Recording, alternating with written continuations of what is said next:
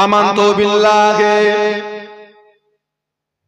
ওয়া মালাইকাতিহি ওয়া কুতুবিহি ওয়া রাসূলিহি ওয়াল ইয়াউমিল আখির ওয়াল কদরি খাইরিহি ওয়াশ শাররিহি মিনাল্লাহি তাআলা ওয়াল বা'সি বাদাল মাউত। কটা হলো? কটা তো বলে সাতটা। কটা জিনিস বিশ্বাস করতে হবে? এক নাম্বার হলো আমানতু বিল্লাহ। প্রথম কার উপরে ঈমান আনতে হবে? কার উপরে? আমাদের শুরু বলে একটা দিন আছে, একটা জন্মের দিন নেই? নবীরও আছে, দুনিয়ারও আছে। আচ্ছা, আল্লাহ শুরু বলে কোনো দিন আছে? একটু হাহু দেন। দুনিয়া একদিন শেষ হয়ে যাবে, একটা দিন দুনিয়া আমি আপনি। আল্লাহ শেষ বলে কোনো দিন আছে? একটু হাহু দেন। না। তাহলে আল্লাহ শুরুও নেই। আমরা কিছু কাজ করতে গেলে কারোর অনুমতির প্রয়োজন হয়, কখনো কখনো। আল্লাহর কি কারোর অনুমতি লাগে? আমরা কাজ করতে গেলে গায়ে গতরে খাটতে হয়। আল্লাহ কি কোনো কাজ করতে গেলে আল্লাহকে খেটে খুঁটে করতে হয়? কথা বলেন না। আল্লাহ পাক কুন আর ফায়াকুন, হও বলার সাথে সাথে জিনিসটা হয়ে যায়। যদি বলুন না সুবহানাল্লাহ। আমরা কাজ করতে গেলে কারো সাহায্য লাগে, আল্লাহর কোনো কাজ করতে গেলে কারো সাহায্যের প্রয়োজন হয়? আমাদের ভান্ডারে সবার কিছু না কিছু জিনিসের অভাব আছে, আল্লাহর কোনো অভাব আছে? আমরা চলাফেরা করি, আমরা খাওয়া দাওয়া করি, আমরা গাজোয়ারি দেখাই, হিম্মত দেখাই, ক্ষমতা দেখাই। আল্লাহু শাইয়ুন কাদির, সব ক্ষমতার মালিক কে? কে? এই যে আমি হাতটা লড়াচ্ছি, এই যে কথাটা আমি বলছি, এই ক্ষমতার মালিক আমি তো। এই ক্ষমতার মালিক কে? তুমি যতই জিম করো, যতই তুমি মাসাল ফোলাও আর বুক উঁচু করে ভালো, তোদের মতো চারজনকে আমি এক হাতে লুটিয়ে দেব। তোমাকে এটাও মাথায় রাখতে হবে, ক্ষমতার মালিক তুমি না। তোমার মতো কত ষাঁড়কে আল্লাহ শুইয়ে রেখে দিয়েছে, মশা মারার ক্ষমতা নেই। অঙ্গ আছে না নাই? ওর হাত পা আছে না নাই? হাত আছে। মশা কামড়াচ্ছে, চোখে দেখছে, কিন্তু মারার মতো পাওয়ার ক্ষমতা শক্তি আল্লাহ ছিনিয়ে নিয়েছে। এটা কাটলে ক্ষমতা দেখা যাবে? তো হাহু দেন না। এটা যদি কাটি, এই যে ক্ষমতাটা দেখাচ্ছে, এই ক্ষমতাটা কি এর ভিতরে দেখা যাবে? না। গোশ বেরোবে, হাড় বেরোবে, রক বেরোবে, রক্ত বেরোবে। ক্ষমতা, ক্ষমতা নির্দিষ্ট কোনো জায়গায় থাকে না। ক্ষমতা কার তরফ থেকে আসে? আল্লাহর তরফ থেকে। ক্ষমতার অপব্যবহার করতে নেই। দ্বিতীয় নাম্বার হলো মালাইকাতিহি। কাদের উপর ঈমান আনতে হবে? মালাইকা মানে? মালাইকা মানে কি বলো না? ফেরেশতা। তিন নাম্বার হলো ওয়া কুতুবিহি। কাদের উপর? কাদের উপর? আল্লাহ রাব্বুল আলামিন আসমান থেকে মোট 104টি কিতাব নাযিল করেছিলেন। ও জানেরা, আল্লাহ রাব্বুল আলামিন ওই 104টি কিতাবের ভিতরে 4টি কিতাবকে আল্লাহ পাক বিশ্ববিখ্যাত বড় কিতাব করেছিলেন। এক নাম্বার হলো তাওরাত, দ্বিতীয় হলো জবুর, তিন নাম্বার হলো ইনজিল, চতুর্থ নাম্বার হলো কোরআন। তবে আগে তিনটে কিতাবকে আল্লাহ কিতাবুল্লাহ বলেছেন। আমি আল্লাহ আমার কিতাব বলে পরিচয় করিয়েছেন। আগের তিনটে হলো কিতাব, কোরআনটা কিতাব নয়, কোরআন শরীফটা কিন্তু কিতাব নয়। কোরআন শরীফটা হলো কালামুল্লাহ, এটা হলো আল্লাহ পাকের কালাম। জোরে বলুন, একটু মহব্বতে বলা যাবে না? তাওরাত ধ্বংস হয়ে গেছে, জব্বুর আছে না ধ্বংস হয়ে গেছে, ইনজিল ধ্বংস হয়েছে। 1450 বছর পার হয়ে গেল, কোরআন ধ্বংস হয়নি।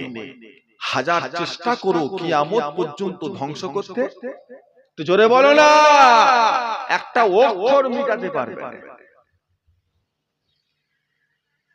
এরা মনে করেছে ইসলাম ধর্মটা মনে হয় কোন একটা গলির ধর্ম, ছোটখাটো পাড়া এলাকার ধর্ম। তোমার মতো কত বাপ দাদু, তোমার কত বাপ দাদু গুজরে কবরে চলে গেছে, মিশে গেছে, ইসলাম মিটাতে পারেনি। ইসলাম কি মিটাবে? কোরআনের একটা অক্ষরকে মিটাতে পারবে না। জোরে বলবেন না? এর হেফাজতকারী এই কোরআন শরীফটাকে আল্লাহ মানুষের সিনাতে আল্লাহ পাক রেখে দিয়েছে। তুই কিতাব মিটাবি?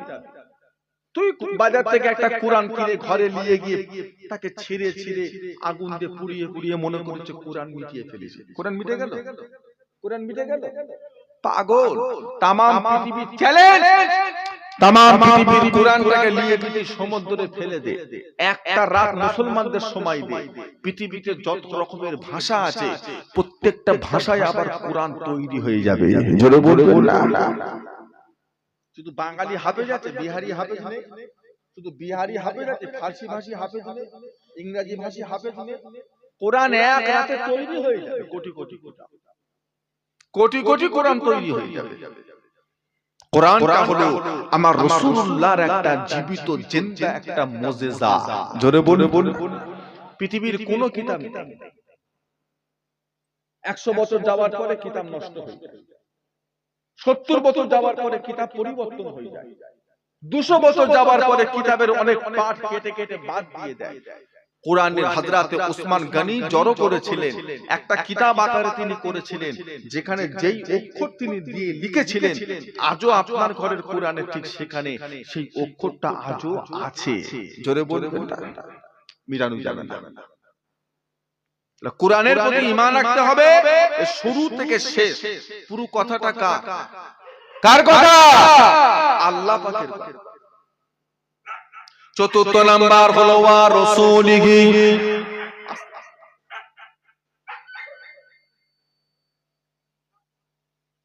চতুর্থ নাম্বার হলো ওয়া রাসূলিহি। কাদের প্রতি ঈমান আনতে হবে? কাদের প্রতি? নবী এবং শুধু আমার নবী না, সমস্ত নবী। সমস্ত নবীরা নামাজ পড়ে পড়ে নবী হয় নাই, নবীরা রোজা রেখে রেখে নবী হয় নাই, নবীরা হজ করে করে নবী হয় নাই, নবীরা দান খায়রাত করে করে নবী হয় নাই। আল্লাহ রাব্বুল আলামিন প্রত্যেকটা নবী রাসূল পয়গম্বরকে আসমান থেকে দুনিয়ায় নবী করেই দুনিয়ায় পাঠিয়েছিলেন। জোরে বলুন, একটু মহব্বতে বলা যাবে। নামাজ পড়ে পড়ে নবী না জন্ম থেকেই নবী? 40 বছর বয়সে নবী না দুনিয়ায় আসার আগে থেকে নবী? ঈমান ঠিক। নবীদের বিষয়ে চিন্তা, আকীদা, বিশ্বাস রাখতে হবে। কোন নবীর জীবনে কোনো গুনাহ নাই, প্রতিটা নবী হলেন বেগুনাহ মাসুম। আল্লাহ রাব্বুল আলামিন প্রত্যেকটা নবীর আগের পরের পিছনের সমস্ত গুনাহ আল্লাহ পাক ছেড়ে দিয়েছেন, maaf করেছেন। প্রত্যেকটা নবী বেগুনাহ মাসুম ছিলেন। নবীরা কবরে জীবিত জিন্দা। আল্লাহ রাব্বুল আলামিন প্রত্যেকটা নবীকে কবরের ভিতরে রিজিক দিয়ে থাকেন। নবীরা কবরের ভিতরে নামাজ আদায় করে থাকেন। জোরে বলুন, জোরে বলুন না। সব নবীর বিষয়ে চিন্তা থাকবে। সমস্ত নবী কবরে জীবিত, কোন নবী মুর্দা না। সমস্ত নবীর লাশ আল্লাহ কবরে টাটকা তাজা রেখে দিয়েছেন। কোন লাশ, কোন নবীর লাশ কবরের মাটি নষ্ট করতে পারেনি, কিয়ামত পর্যন্ত পারবেও না। জোরে বলুন। এই বিশ্বাস আছে আপনার? ঈমান। পঞ্চম নাম্বার হলো ওয়াল কদরে খাইরিহি ওয়া শাররিহি মিনাল্লাহি তাআলা। জীবনের ভালো মন্দ এটা কার তরফ থেকে আসে? তাতে খুশি হবেন না বেজার হবেন? ভালো এবং মন্দ। ও জানেরা, আল্লাহ রাব্বুল আলামিন আপনাকে আমাকে 365টা দিনের ভিতরে 355 দিন আল্লাহ পাক সুস্থ রেখে দিয়েছেন। 355 দিন আমি আপনি সুস্থ আছি, সবল আছি, ভালো আছি। 355 দিন ভালো থাকার পরে আল্লাহ 5টা দিন শুধু আল্লাহ বিমার দিয়েছেন, কপালে ব্যথা দিয়েছেন, বুকে একটু ব্যথা দিয়েছেন, শরীরে একটু যন্ত্রণা কষ্ট দিয়েছেন, শরীরে একটু জ্বর দিয়েছেন, ঠান্ডা লেগে গেছে। বান্দাটা 2-4 দিন রাতে একটু ঘুমাতে পারে না। 365টা দিনের ভিতরে 3টে রাত বান্দা আরামে ঘুমাতে পারে না। বান্দা খুশি না বেজার? কথা বলবেন, খুশি না বেজা? বান্দা খুশি নাকি আল্লাহর গীবত করছে? সকালে উঠে বলছে কি পাড়ায়, ওহ আল্লাহ এমন বিমার দিয়েছে ভাই, আর সারা রাত কপালে ব্যথা, শরীর যন্ত্রণা, ব্যথায় ফেটে যাচ্ছে, সারা রাত জেগে জেগে কেটে গেছে। আল্লাহর গীবত করেছে। ওকে রোগ কে দিয়েছে? ভালো কে করবে? আল্লাহর গীবত করেছে। 355 দিন আল্লাহকে ঘোড়ার মতো ছুটিয়েছে, ঘোড়ার মতো ছুটেছে। জীবনও কোনোদিন ঘুম থেকে উঠে আল্লাহর শুকরিয়া আদায় করেছে? একটা দিনও বান্দা বলেছে যে আল্লাহ কত মানুষকে তুমি হসপিটালে শুইয়ে রেখেছো, কত মানুষকে তুমি বিমারে কষ্টতে রেখেছো, আল্লাহ তুমি তো আমাকে আরামের সাথে ঘুম দিয়েছো, এই কথা বান্দা একটা দিনও ঘুম থেকে উঠে বলেছে? কত বড় নেমো খারাপ! দুটো দিন বান্দা ঘুমোতে পারে না, বান্দা মনে কষ্ট পেয়ে গেছে। আপনার বাজারে একটা মুদিখানা দোকান রয়েছে, সেই দোকানে বেচা কিনা হয়, লাভ লস তো প্রতিটা মানুষের আল্লাহ পাক দিয়েছে। ও জানেরা, বান্দা সারা বছর সংসার চলছে, দোকান থেকে কাজ কারবার, আল্লাহ পাক তার রিজিকের ব্যবস্থা তার দোকানটা আল্লাহ করে দিয়েছেন। বান্দা সারা বছর সুন্দর ব্যবসা বাণিজ্য চলছে, বান্দার মুখে কোনো কথা না। বান্দা সকাল 8টা থেকে আর বেলা 1টা পর্যন্ত একটা দিন বাজারটা একটু খারাপ গিয়েছে, 500 টাকার বেচা কিনা, সকাল 8টা থেকে দুপুর 1টা পর্যন্ত। বান্দা খুশি না? কথা বলে, গ্রামে ঢুকছে আর প্রত্যেকটা লোককে শুনিয়ে শুনিয়ে যাচ্ছে, কিচ্ছু নেই ব্যবসায়, কিচ্ছু নেই, সারাদিন খেটে খুটে 500 টাকার বেচা কিনা, কি সংসার চলছে, এতে কারবার চলে, এতে ব্যবসা চলে। আর যেদিন আল্লাহ পাক তোমাকে বেলা 8টা থেকে 1টা পর্যন্ত 10,000 টাকার বেচা কিনা করিয়েছে, কটা লোককে শুনিয়েছে? কটা লোককে শুনিয়েছে? ভালো খারাপ রিজিকের মালিক কে? আমরা কতদিন বাঁচবো, কিভাবে বাঁচবো, আল্লাহ পাক আমাদের কিভাবে দুনিয়াতে রাখবেন, কি রোগে আমরা মারা যাব, দুনিয়াতে আমরা ইজ্জতের সাথে থাকবো না বেইজ্জতির সাথে থাকবো, সব আমাদের কোথায় লেখা রয়েছে? কোথায়? কপালে, তকদিরে, যেটা আল্লাহ লিখে দিয়েছে, এর কোনো পরিবর্তন, বিশ্বাস আছে আপনাদের? এর কোনো পরিবর্তন হবে না, এক যারা পরিমাণ পরিবর্তন ঘটবে।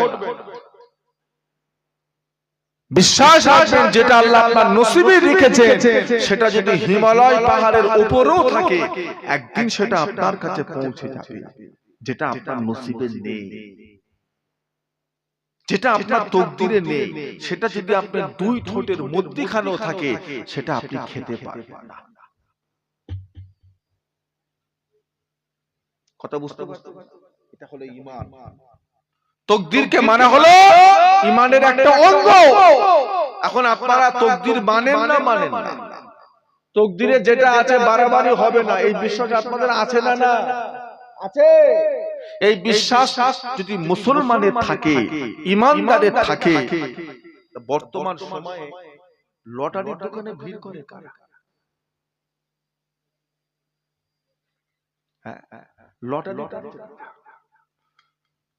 লটারি কি শুধু জয়দেবতে পাড়ায় বিক্রি হচ্ছে, না জয়নালদের পাড়ায় বিক্রি বেড়েছে?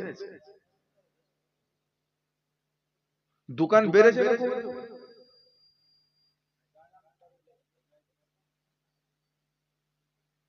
নামাজ পড়ে রোজা রেখে দাঁড়িয়ে রেখে ছেলের বাপ হয়ে গেলে, নামাজি হয়ে গেলে, স্বভাব পরিবর্তন হলো না? আল্লাহর প্রতি এখনো আপনি পরিপূর্ণ বিশ্বাস আনতে পারলেন? আল্লাহ লটারিটাকে হারাম করেছে, ব্যবসাকে আল্লাহ, আপনি কি করে গেলেন? কেটে কেটে কেটে কেটে বিবি সোনা গয়না এটা সেটা সব বন্ধক দিয়ে জমি জায়গা বিক্রি করে টস টস, যা ছিল যতটুকু আল্লাহ দিয়েছিল। কবে একটা ওই পাড়ার না কোন পাড়ার একটা লোক 10 লাখ পেয়েছে, চাচা সেই আসে এখনো বসে আছে, রাতারাতি বড় লোক হয়ে যাবে, একবার পড়ে গেলে হয়, এক রাতেই বড়। পাগল, আল্লাহ যদি তোমার নসিবে রাখে লটারি কাটার দরকার নেই, তুমি সেটা এমনিই পাবে, হালাল ভাবেই পাবে। নসিবে যদি না থাকে লটারির গুডাউন কিনে ফেলে পাবে পাবে। এতটুকু বিশ্বাস নেই আল্লাহর উপরে। আল্লাহ কুকুরকে খাওয়ায়, 18,000 মখলুককে আল্লাহ খাওয়ায়, আর তোমাকে আল্লাহ না খাইয়ে মেরে ফেলে। তোমার হায়াত যতদিন আছে তোমার রিজিকের ব্যবস্থা কে করে রেখে দিয়েছে? দুটো ছেলে, তিনটে ছেলে, পাঁচটা ছেলে, তাদের রিজিকের দায়িত্ব তো তুমি না, রিজিকের মালিক কে? এত ঈমান কমজোরি কেন? তওবা করে, তওবা করে ফিরে আসে। হারামে বরকত খুঁজছেন, হারামে জীবনে বরকত হয়। বরকত কাতে? হারামে বরকত না হালালে বরকত? হালালে বরকত, তাতে কম হলেও, আর হারামে কমে যাবে, হরফত কমে যাবে।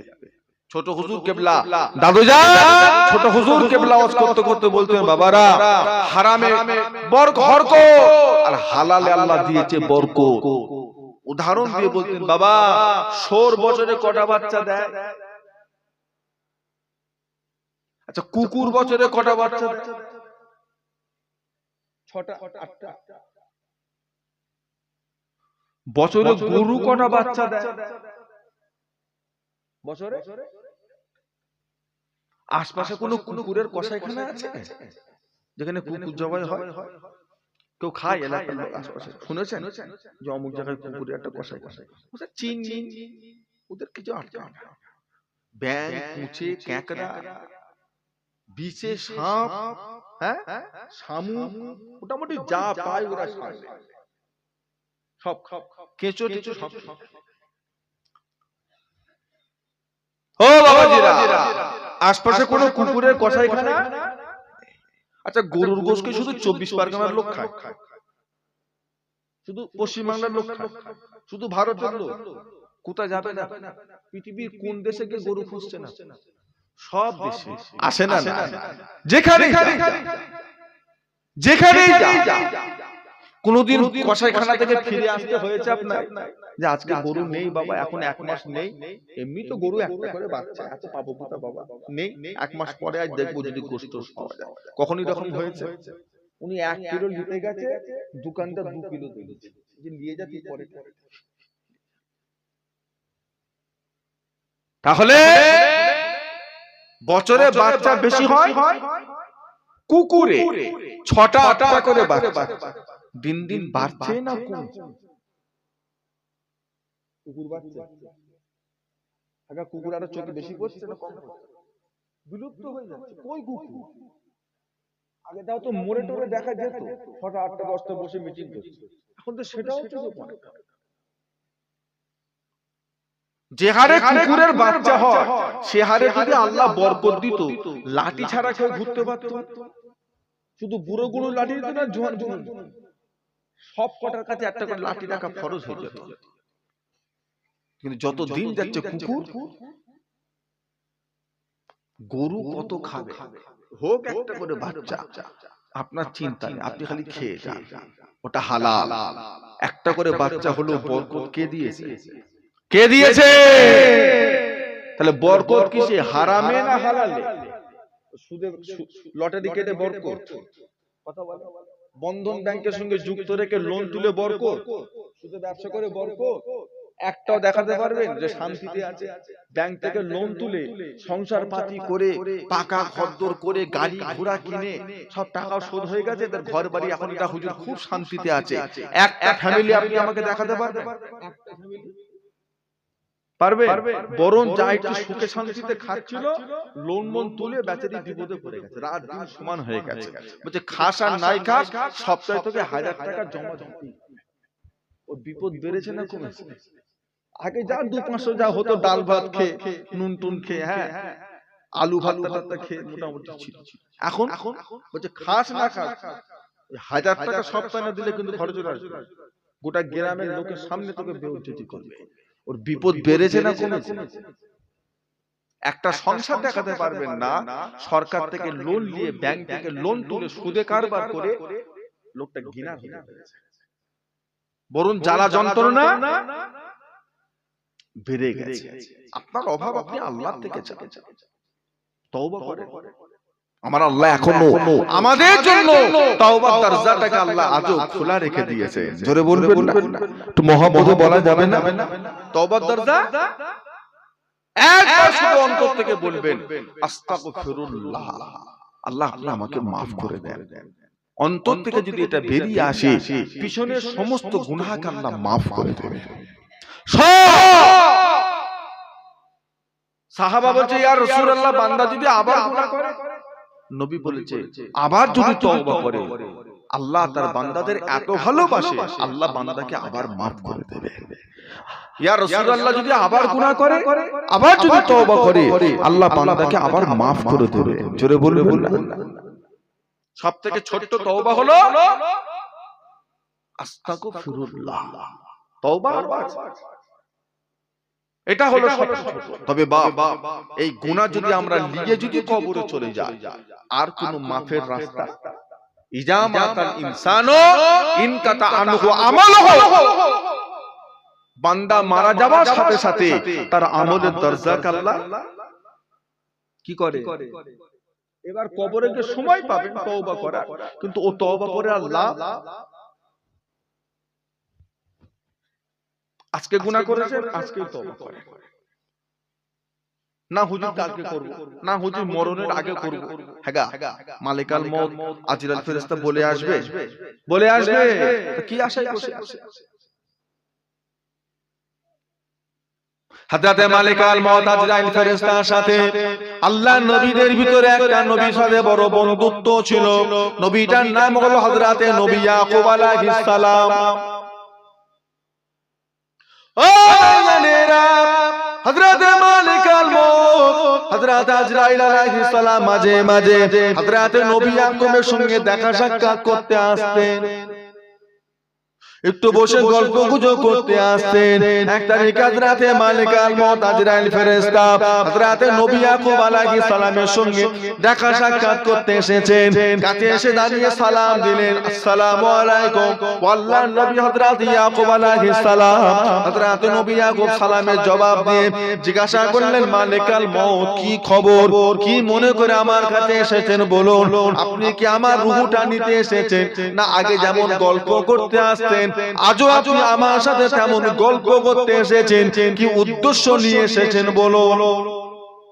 হযরতে মালিকাল মউত আজরাইল ফেরেশতা বলে, আল্লাহর নবী হযরতে ইয়াকুব আলাইহিস সালাম, আমি আপনার রূহ কবজ করতে আসি নাই, আমি আপনার সাথে একটু গল্প গুজব করতে এসেছি।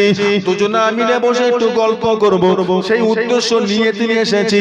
মালিকাল মউত আজরাইল ফেরেশতার সাথে হযরতে নবী ইয়াকুব আলাইহিস সালাম গল্প করছেন, দুজনে মিলে কথাবার্তা বলছেন, গল্প করছেন। গল্প করতে করতে হযরতে নবী ইয়াকুব আলাইহিস সালাম মালিকাল মউত আজরাইল ফেরেশতাকে বললেন, ভাই আপনি আমার বন্ধু, আপনি আমার দোস্ত, আমার বন্ধু, আমার একটা কথা আপনাকে রাখতে হবে, একটা দায়িত্ব দিই ভাই আপনাকে।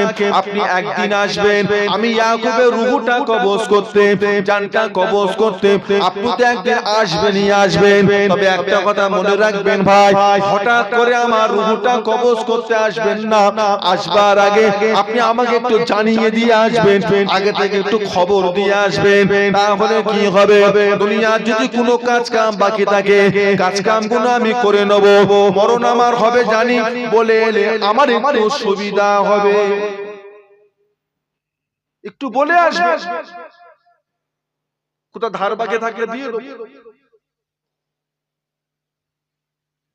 মালিকাল মউত আজরাইল ফেরেশতা বলছে, নবী ইয়াকুব, সংবাদ তো আপনাকে বহুত আগে দিয়ে দিয়েছে, আপনি বুঝতে পারেন? আপনি যে মারা যাবে, মরণটা আপনার খুব কাছাকাছি চলে এসেছে, এই সংবাদ আমি আপনাকে বহুত আগে দিয়েছি, আপনি বুঝতে পারেন? কবে দিলেন, কখন বললেন যে আমি মারা যাব, কখন বলেছেন? হযরতে মালিকাল মউত আজরাইল ফেরেশতা সময় বলেছিলেন, ও হযরতে নবী ইয়াকুব, হুজুর আপনি বুঝতে পারেন না, আমি মালিকুল মউত আজরাইল ফেরেশতা কিভাবে মানুষকে সংবাদ দিই? হুজুর আপনি এটা কি জানেন না?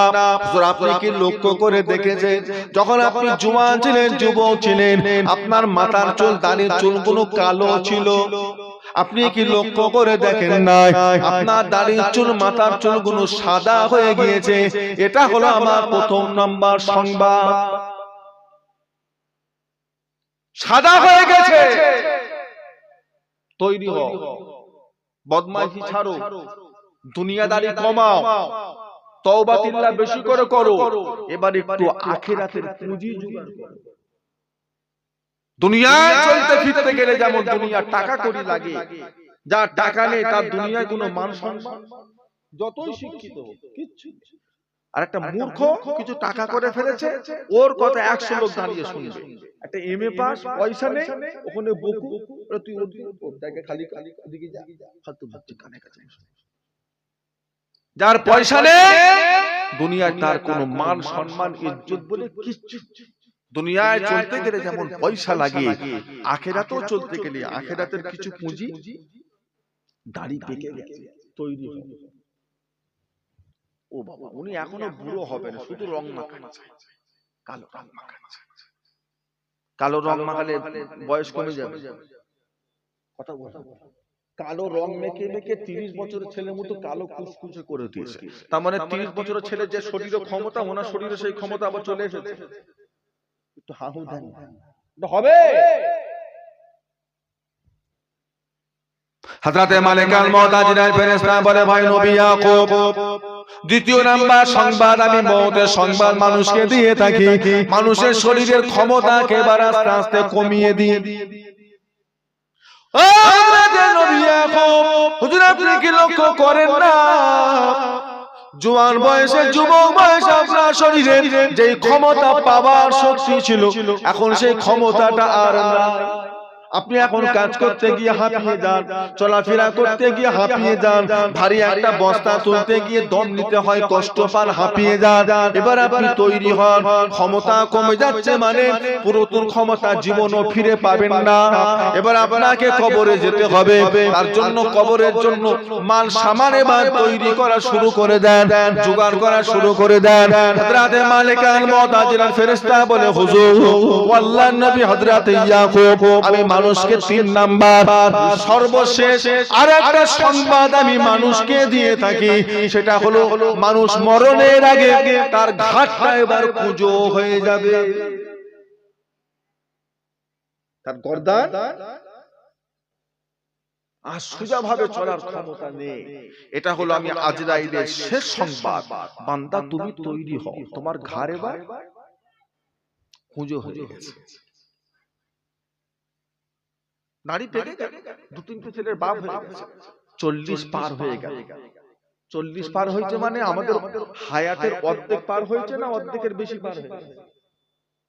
বলে হুজুর কাজ আমরা কি করে? আরে যেটা একটা বোঝা যায় স্বাভাবিক মরণ এখন যেমন হচ্ছে 65-70 40 পার হওয়া মানে আমাদের অর্ধেক হায়া। আবার কি আবার কি বদমাইশ, এবার তৈরি হয় কবরের জন্য, আখিরাতের জন্য তওবা করেন, এবার গুনাহ কমান। আর কি হবে? কবর আপনাকে সারা দিনে 5 বার ডাকে, 5টা সংবাদ দেয়, এই আমি সাপ বিচের ঘর, এখানে থাকতে গেলে সাপ বিচে সাথে করে নিয়ে থাকতে হবে, আর না হলে সাপ বিচে মারার বিষ দুনিয়া থেকে নিয়ে আসতে হবে। আমার এই ঘরে কোনো পাটি টাটি কিছু নেই, এই মাটি, শুতে গেলে আরামের সাথে পাটি সাথে করে, আমার কিছু নেই। এই দুনিয়ার মানুষ, আমি অন্ধকার, অন্ধকার, একটু আলো নেই। আমার এই ঘরে থাকতে গেলে তোমাকে আলো বাতি সাথে করে আনতে হবে, না হলে বড় কষ্ট, বিপদে পড়ে যাবে। এই দুনিয়ার বান্দা, আমার এই ঘরে দরওয়াজা জানালা বলে কিচ্ছু নেই, সাথী সঙ্গী কিচ্ছু নেই। এসব গুলো তোমাকে দুনিয়া থেকে সাথে করে নিয়ে আসতে হবে, এখানে পাওয়া যায় না। কবর আপনাকে সারা দিনে এই 5টা কথা আপনাকে বলে, তওবা করে চলতে ফিরতে ঘুরতে ফিরতে হাটে বাজারে চুপচাপ থাকা যাবে না, সব সময় জবানে থাকবে আস্তাগফিরুল্লাহ আস্তাগফিরুল্লাহ আস্তাগফিরুল্লাহ। নবী আমার বলো, আমার সাহাবায়ে কেরামেরা, আমার উম্মাত যদি মনে করে সারাটা দিনের ভিতরে 100 গুনাহ করতে পারবে না, 100টা গুনাহ আমার একটা উম্মত সারাটা দিনে করতে পারবে না, তবে আমার উম্মত যদি মনে করে সারাটা দিনের ভিতরে এরা আল্লাহর কাছে 100 গুনাহ মাফ করে নিতে পারবে। জোরে বলো, কিসের মাধ্যমে? তওবার মাধ্যমে। আস্তাগফিরুল্লাহ ওয়া আতুবু ইলাইহি। আল্লাহ আল্লাহ আমাকে maaf করে দেন, আল্লাহ একদিন আমি আপনার কাছে ফিরে আসব। ওয়া আতুবু, আমি আপনার কাছে ফিরে আসব। আস্তাগফিরুল্লাহ আল্লাযী লা ইলাহা ইল্লা হুয়াল হাইয়ুল কাইয়্যুম ওয়া আতুবু ইলাইহি। তওবা বহুত রকমের আছে, যেটা আপনার ভালো লাগে সব সময় তওবা করতে থাকে। তওবা, বাম কাদের ফেরেশতা বসে আছে গুনাহ লেখার জন্য। বান্দা যখন তওবা করে, ডান কাদের ফেরেশতা বাম কাদকে বলে, এই তওবা করেছে, পিছনের গুনাহগুলো মোছো। রাসূলুল্লাহ বলেছেন, তওবাটা এমন একটা জিনিস আমার উম্মতদের জন্য আল্লাহ করেছে, বান্দা দুনিয়ায় এসে গুনাহ করলো, আবার কবরে যাওয়ার আগে বান্দা বেগুনাহ মাসুম হয়ে আবার কবরে যেতে পারে। জোরে বলবেন না? কিসের মাধ্যমে? আল্লাহ নবী হযরত মুসা আলাইহিস সালাম তুর পাহাড়ে গেলেন। তুর পাহাড়ে গিয়ে আল্লাহর সঙ্গে কথাবার্তা বলছে। আল্লাহর সঙ্গে কথাবার্তা বলতে বলতে এমন সময় হযরত নবী মুসা আলাইহিস সালাম আল্লাহকে জিজ্ঞাসা করে বসলেন, পানি হচ্ছে নাকি? ও রব্বুল আলামিন আল্লাহ পাক, ও রব্বুল আলামিন আল্লাহ পাক, আমি নবী মুসা আপনার কাছে একটা জিনিস জানার জন্য এসেছি। আল্লাহ আল্লাহ পাক, আমি নবী মুসা জানার ইচ্ছা গিয়েছে আমার কওমের ভিতরে, আমার এলাকার মানুষদের ভিতরে, আমার গ্রামের ভিতরে সবচাইতে বড় গুনাহগার, সবচাইতে বড় পাপী, সবচাইতে বড় খারাপ বান্দা কে রয়েছে? আমি নবী মুসা ওই মানুষটাকে একবার এক নজর দেখতে চাই। আল্লাহ পাক ওই সময় বললেন, যাও নবী মুসা চলে যাও, ওই রাস্তার মোড়ে গিয়ে দাঁড়িয়ে যাও, ওই রাস্তার মোড়ে দাঁড়িয়ে থাকো। তুমি দাঁড়াবার পরে যেই মানুষটা তোমার সামনে দিয়ে হেঁটে হেঁটে যাবে, যেই মানুষটা তোমার সামনে দিয়ে হেঁটে হেঁটে চলে যাবে, ওই মানুষটাকে দেখে নেবে মুসা ওই মানুষটা হলো তোমার কওমের ভিতরে সবচাইতে বড় গুনাহগার, সবচাইতে বড় পাপী, সবচাইতে বড় খারাপ। আল্লাহর নবী হযরত মুসা আলাইহিস সালাম তুর পাহাড় থেকে নিচেই নেবে চলে এলেন। নিচেই নেবে এসে রাস্তার মোড় মাথায় গিয়ে দাঁড়িয়ে আছেন। এমন সময় দেখতে পেলেন একজন মানুষ হযরত নবী মুসার সামনে দিয়ে হেঁটে হেঁটে যাচ্ছে। মানুষটাকে নবী মুসা দেখলেন, মানুষটাকে দেখে বুঝতে বাকি রইল না, আল্লাহ যখন বলে দিয়েছেন সবচেয়ে বড় গুনাহগার, সবচেয়ে বড় পাপী, সবচাইতে বড় খারাপ, মানুষটাকে দেখে নবী মুসা মনে মনে ঘৃণা করতে লাগলেন। ঘৃণা করে নবী মুসা আবার তুর পাহাড়ের রাস্তায় রওনা হয়ে গেলেন। আবার তুর পাহাড়ে উঠে পড়ে আল্লাহকে জিজ্ঞাসা করে বসলেন, ও রব্বুল আলামিন আল্লাহ পাক, আমি নবী মুসা আমার কওমের ভিতরে সবচাইতে বড় গুনাহগার, সবচাইতে বড় পাপী, সবচাইতে বড় খারাপ মানুষটাকে দেখে নিয়েছি আল্লাহ। এবার আমি নবী মুসার আরজ হলো আমার উম্মতদের ভিতরে সবচাইতে বড় নেককার, সবচাইতে বড় আল্লাহওয়ালা ভালো মানুষ কোনটা রয়েছে? আমি নবী মুসা ওই মানুষটাকে এক নজর দেখতে চাই। আল্লাহর সাথে কথা হতো। একটা নবীকে আল্লাহ দান করেছিলেন, সেই নবীটার নাম হলো হযরত মুসা আলাইহিস সালাম। এক একটা নবীকে আল্লাহ এক একটা মুজিজা দিয়েছে। মুসা নবীকে আল্লাহ কালিমুল্লাহ করেছে, ঈসা নবীকে আল্লাহ রূহুল্লাহ করেছে। রূহ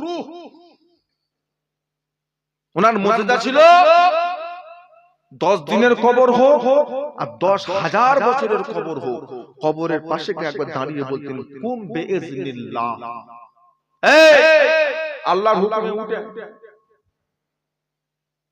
বলার সাথে সাথে ওই ব্যক্তিরা কবর থেকে উপরে উঠে এসে নবী ঈসা আলাইহিস সালামের সাথে কথা বলতেন। জোরে বলবেন কুম বিইজনিল্লাহ। আল্লাহ দান করেছিলেন হযরত নবী সুলাইমান আলাইহিস সালাম কি মুজিজা দিয়েছিলেন?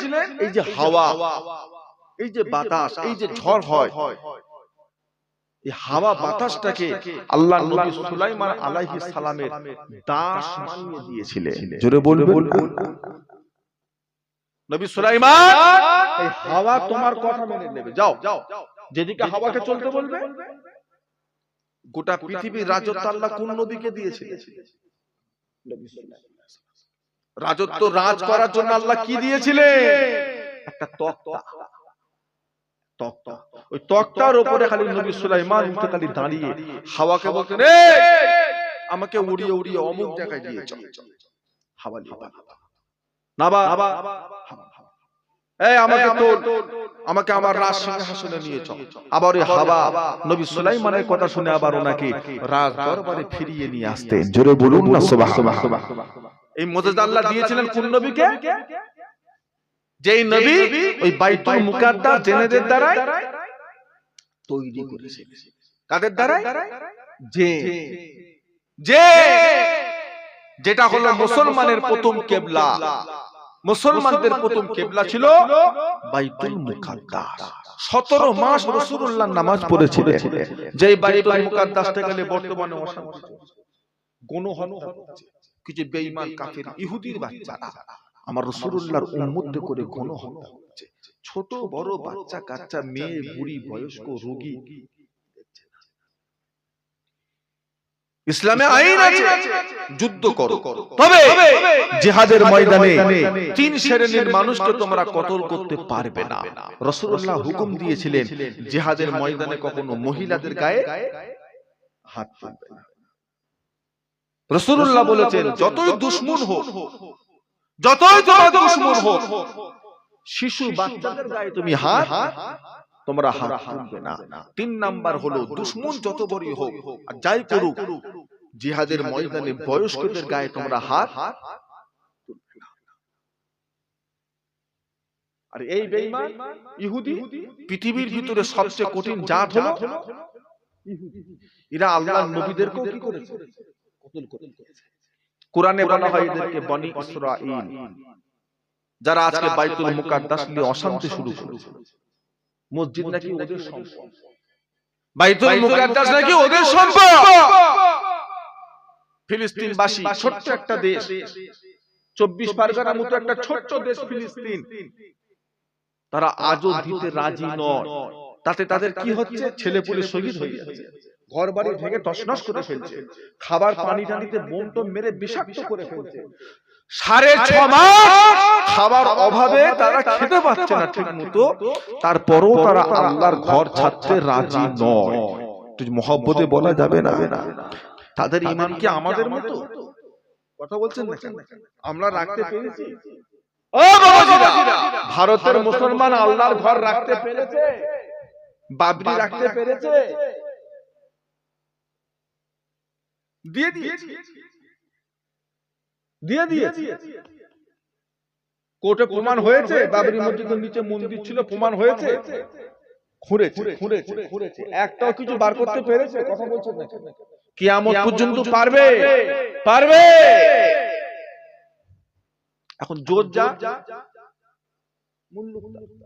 পুলিশ তোমার, মিলিটারি তোমার, আর্মি তোমার, কোর্ট তোমার, জজ তোমার, উকিল তোমার, দেশ তোমার। জোর যা, তবে এক মাগে কি শীষ যায়? চুপ করে বসে আছে। এক মাগে শীষ যায়?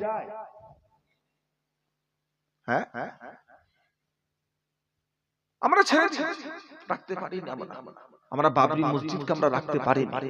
বাবরি বলে কথা, মসজিদ রাখতে পারি না। তা বলে কি ফিলিস্তিনবাসীরাও কি ছেড়ে ছুড়ে দিয়ে চলে যাবে? কথা বলছেন না? চলে যাবে। বাইতুল মুকাদ্দাস দিয়ে দেবে।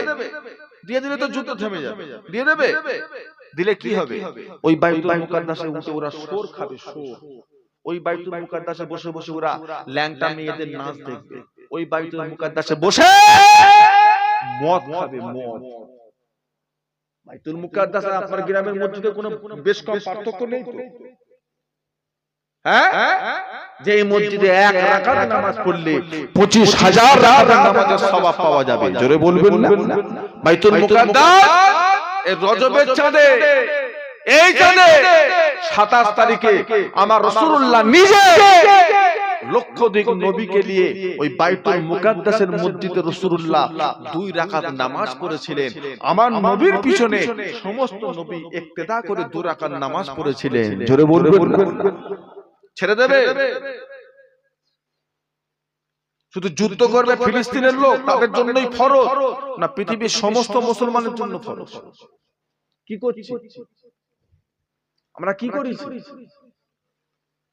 10 টাকা দিতে পেরেছি? 1 গ্লাস পানি দিতে পেরেছি? না, পারে। তা বলি কি আমাদের কোনো দায়িত্ব নেই? ও মুসলমান, সুখে শান্তিতে খাচ্ছেন, যাচ্ছেন, ঘুরছেন, আর আল্লাহর নিরীহ বান্দাগুলো সব মার খাচ্ছে, আমাদের কোনো দায়িত্ব নেই? বাড়িতে বসে বসে মসজিদে গিয়ে নামাজ পড়তে গিয়ে নফল নামাজ পড়ে, ফরজ নামাজ পড়ে, তাদের জন্য আল্লাহর কাছে একটু হাত তুলে দোয়া করা। আল্লাহ পাক যাদেরকে শান্তিতে রাখেন, আরামের সাথে রাখেন, ফিলিস্তিন বাসীকে আল্লাহ পাক যেন আল্লাহ সবর, ধৈর্য, ঈমানি পাওয়ার আল্লাহ বাড়িয়ে দেয়। ফিলিস্তিন বাইতুল মুকাদ্দাসকে আল্লাহ যেন মুসলমানদের হাতে আল্লাহ তুলে দেয়। জোরে বলবেন? বলুন না আল্লাহুম্মা আমিন। আমার বাবাজিরা, দোস্তরা, বক্তা সাহেব, একবার সকালে আসেন আল্লাহ পাকের সম্মুখে দাঁড়িয়ে নবীর শানে একটু সালামের নজরানা। ইয়া নবী সালাম। একটু মাইকটা তোলো তো।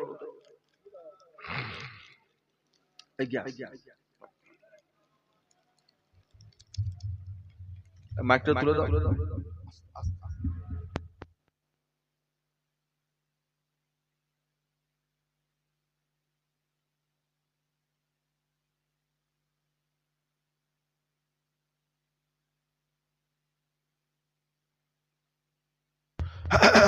বিসমিল্লাহ। সকলে ভিতরে আসে, ভিতরে আসে। বিসমিল্লাহ। তালাল বদরু আলাইনা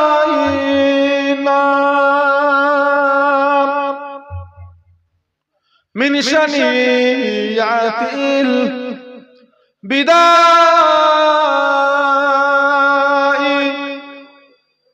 ওয়াজাবা শুকরা আলাইনা মাদা লিল্লাহ আহিদাই ইয়া নবী সালাম।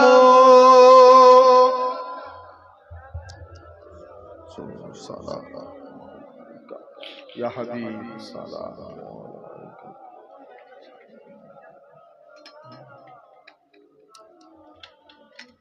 পড়িল আল্লাহ আর বাণী, পোহালো দুঃখে আয় রজনী, হইল জগৎ নূরানী, আমেনার নয়নের মনি, ইয়া নবী সালাম, ইয়া রাসূল সালাম।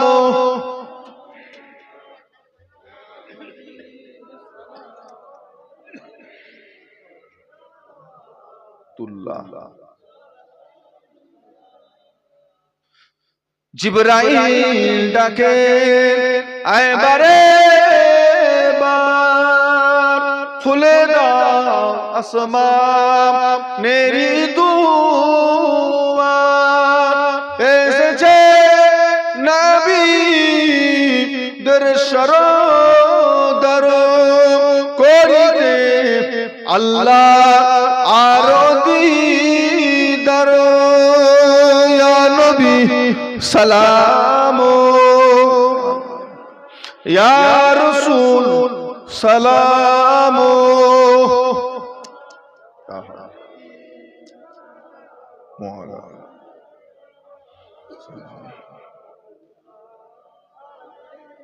जब नबी पैदा हुए थे सब माला तो डर पे खड़े थे रब सल्लिम पर रहे थे बादा यूं कहे ऐ रहे थे या नबी सलाम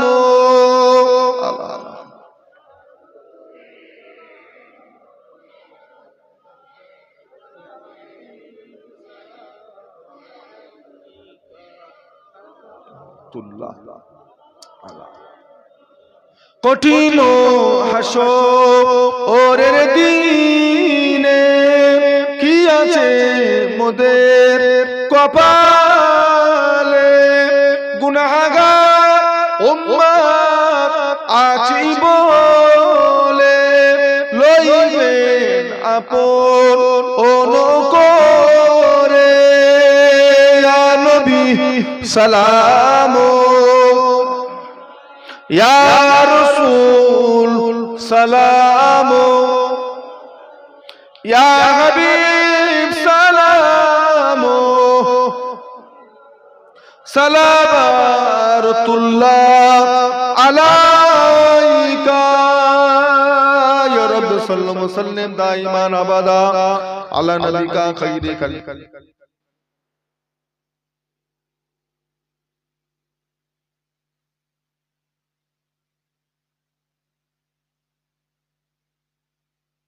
বিকামালিহি হাসানাত জামিউ খিসালিহি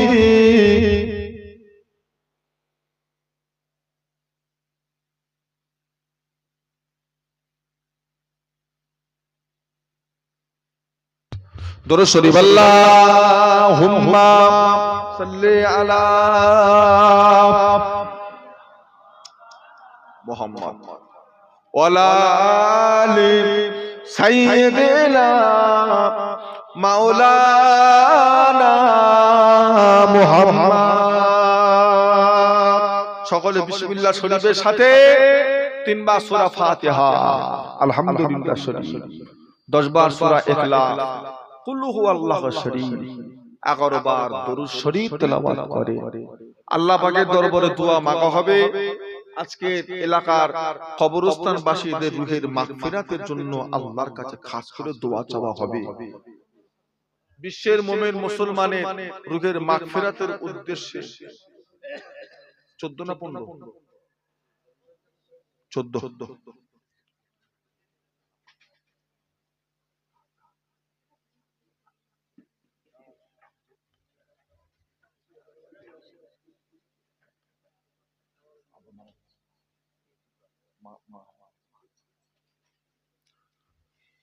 দুরূদ শরীফ পড়েন আর সূরা ফাতিহা পড়েন আর সূরা ইখলাস পড়েন দোয়া হবে সবরসানি হবে সকলে তেলাওয়াত বিসমিল্লাহ কুল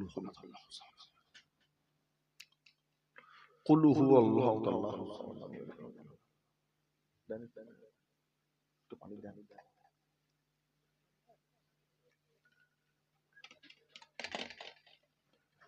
قل هو الله الله الصمد لم يلد ولم يولد ولم يكن له كفوا احد اللهم صل على سيدنا محمد النبي محمد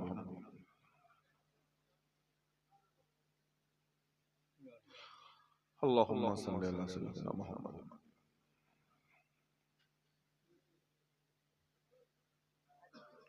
اللهم صل على سيدنا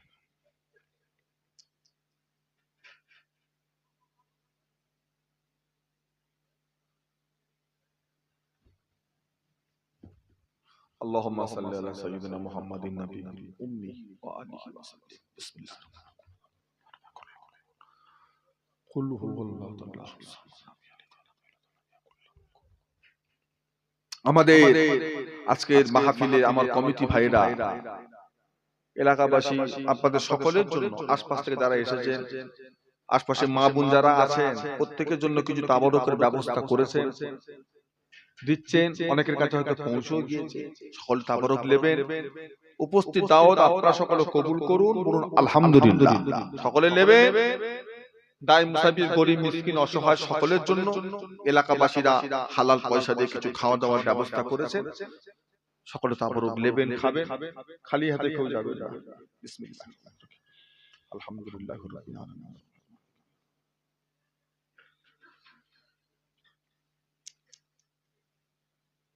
আলহামদুলিল্লাহ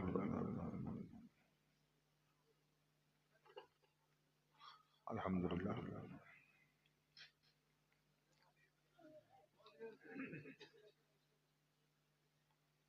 আলহামদুলিল্লাহ।